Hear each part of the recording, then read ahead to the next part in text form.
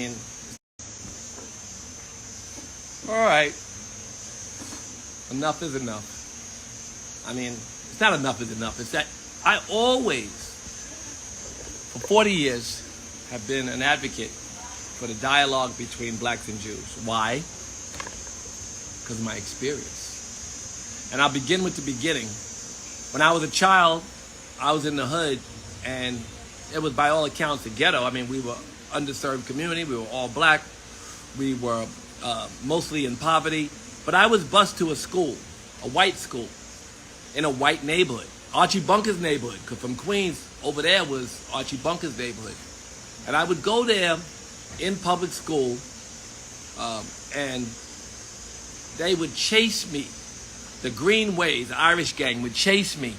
And the only place I could go was in this community, this little co-op buildings, co-op buildings. And these co-op buildings, I didn't know until later, were Jewish. Me. So there was my first experience with Jews. I didn't know they were Jews. They were white, all white to me, right? But they were Jews. They were my first experience where Billy Lampert and Richard, so these kids, their families protected me. All right, flash forward, I get adult, and I get in the record business, and I meet Rick Rubin and Leo Cohen, and they're my first partners in music, and they were very, very good partners. They did their job, I did mine. And during that time, I was growing as a manager. We had so many bands. I represented so many bands, from the Beastie Boys and LL Cool J, and Public Enemy and Slick Rick, so we were the managers. And I would go, my friend Jeff Wald, who was a mentor of mine, Jewish guy, just died, one of my best friends throughout my entire adult life. I went to his wedding. He married this African-American woman, Deborah, who I adore, and his daughter, Sarah, is my family. He married Helen Reddy. Okay, so Jeff Wall, my dear friend who just died, took me on vacation to the Koala Hilton in Hawaii. And all the senior executives and chairmen of the music companies were there.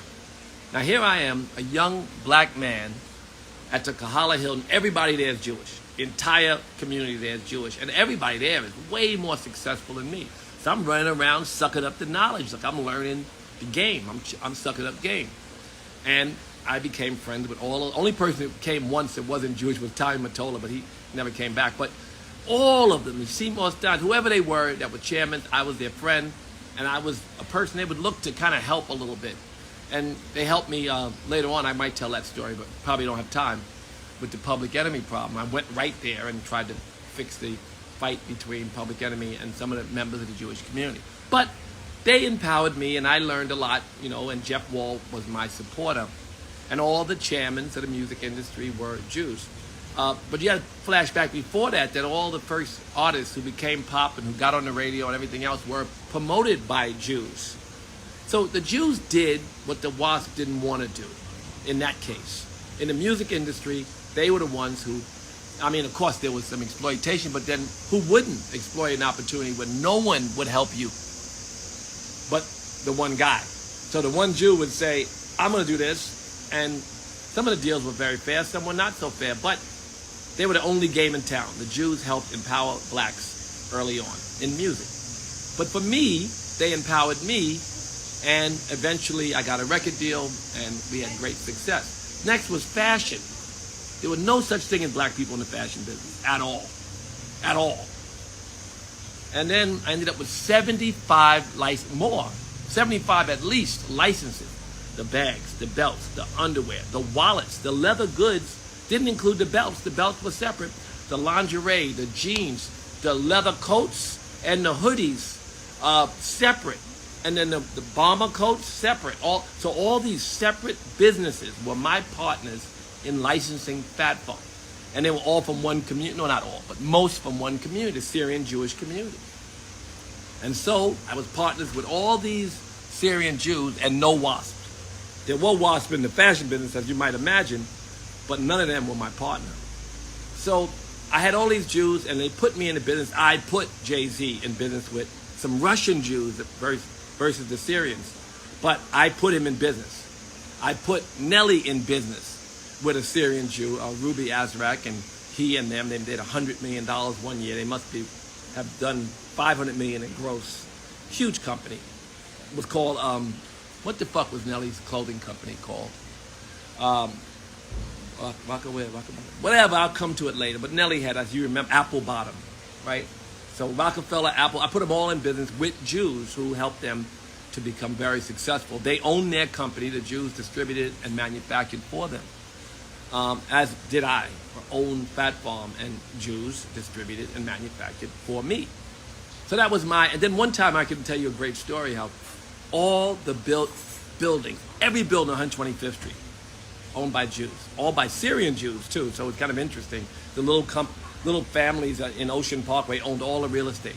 Why did they own the real estate? Because blacks couldn't afford it, and WASP didn't want to own it. Similar to when I was a kid, and the Jews owned some of the candy stores and the grocery stores. So why did Jews in our business? Because the WASP didn't want to be, and the blacks couldn't afford it again. So from a business standpoint, we should see them. They got their hands dirty. Even in banking, they got their hands dirty. Money was dirty. So why are the Jews so close to us? They're in businesses that we are in, businesses that the WASP didn't like or didn't want, and then they ended up being the number one empowerment group for us in those businesses. I was going to tell you about the buildings on 125th Street. 125th Street, every building was owned by a Syrian Jew, everything. So Dr. J's and Jimmy Jazz and S&D's and all the clothing stores, because that was the fashion revolution. And there were so many fashion brands and so much black fashion and black distribution of ideas, but they were all through Syrian Jews retail. So one guy says, a Syrian tells me, yo, let's buy this building. How much? I don't know. I didn't do it, but I could have. They said, what are we going to do with it? We're going to call it black owned. But your cousin lives next door. Your cousin owns the store, our competitor next door. If we buy the building, we'll be competing with your cousin. It's just business. But he wanted to yell black owned from that. That was a fact. We wanted to have a black owned store in the midst of all the Syrian owned stores. And we would have used race as a race card because, of course, 125th Street, it should be black owned. And he recognized that and tried to engage me in that process. So there was fashion. And then in jewelry, I had Scott Roush. And Scott Roush, I was the only black guy at the jewelry convention. I used to notice, very few black designers. And we had a big distribution with Zales and other stores. And then I went to Africa with Scott. We did the Diamond Empowerment Fund. And a bunch of Jews wrote $8 million worth of checks for the school we built, which was called the Cedar Institute in South Africa. And also for what now is a very famous school. We founded it with our money I got from the Jews. But they're not, I got it from them, the Oppenheimer family. We funded what's called the African Leadership Academy. Obama, everybody visits there now, but we started it. So, empowerment. White people are not all the same, right? Jews are different. Jews are afraid. They've been discriminated against. Jews have other qualities that kind of helped us in how many businesses? Beginning in civil rights. The Jews were there for us more than the other whites. I'm not saying they died with us, for us, they were slaves. No, I'm saying that they were there for us when the other whites weren't. So I just don't like a misinformation. I just want to share my experience. Because not only film, I was one of the first blacks. My name was on Nutty Professor as producer. I didn't ride a go-kart. I wasn't an actor. I wasn't, necessary. But I was a producer. I rode the go-kart around on the set on Nutty Professor. And how did I get to become the first, if not the very first, black producer of a $70 million movie? That was, not considered a black movie. I did that partnership with a Jew. So, what Minister Farrakhan likes to say. Look at them. Look how they empower each other. Look how of course they're going to be angry you fuck with Israel. That's one of their favorite pet peeves. And of course, if you threaten their safety after having been through what they've been through, then of course they will be like pit bulls. I mean, I say they, I don't mean the collective. I mean parts of the collective, right? Because I don't mean everybody. When I say the Jews, I don't mean every Jew. Many Jews don't care about Israel, but a great number do. And so if you attack Israel, they'll say you're attacking them, and maybe that's misinformation too, but because you can love the Jews and not like Israel's policy. But all of these things, it's not so complex. The Jews are where the WASP let them be. They don't control everything. They control what WASP let them control. And that's really our experience and reality. And what they let them control, whether it's parts of the music business, parts of the film business, well, the film business, Jews were there. And, largely, we have made great gains lately. And, of course, no one is there to advocate only for the black community or for the black community. But we've made good gains. But I do say that I have nothing but experiences of empowerment in film, television, fashion. Oh, Rush Card, 50.1% owned by a black man. It was a black bank, a black empowerment bank that underwrote the Million Family March. My partner is David Rosenberg, my lifelong friend and partner, another Jew, who's still my lifelong friend and partner. So, if we talk about our oppressors, we talk about, let's get a little further than what's in front of us, and let's see the bigger picture.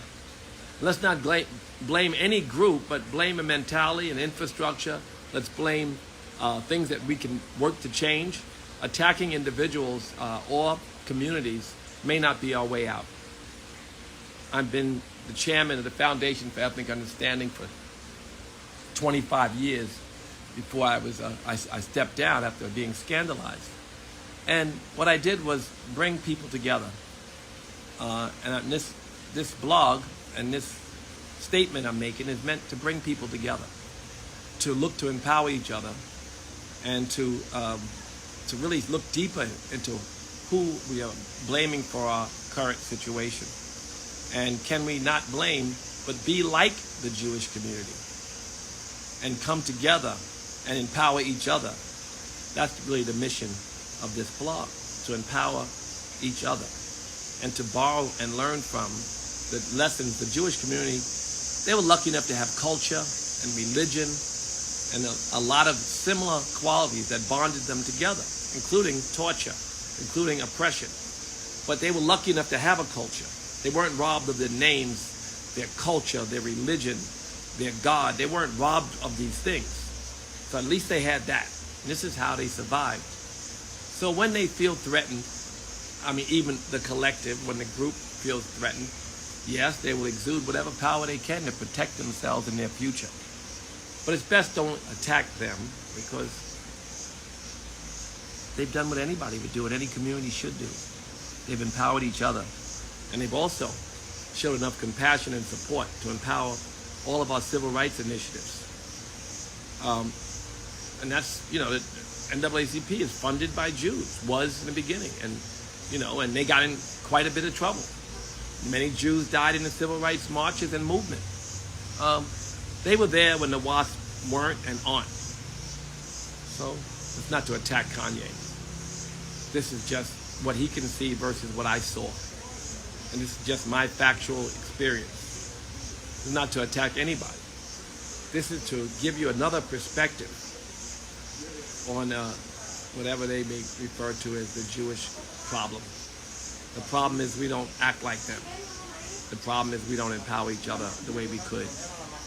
And I hope that everybody learns something from this experience. There are more experiences besides fashion and film and records and TV and film and financial services and jewelry. There's more lessons than that, but those are my lessons. In jewelry, Scott Roush. In fashion, Nate Kestenbaum and Ruby Azrak and the entire Syrian community and 70 other partners. I can go on and on. These were my partners, and they empowered me, and I did nothing but try to empower others. And the rest of my life will continue to be an effort to empower more people more often. Namaste, yogis. Thank you for listening.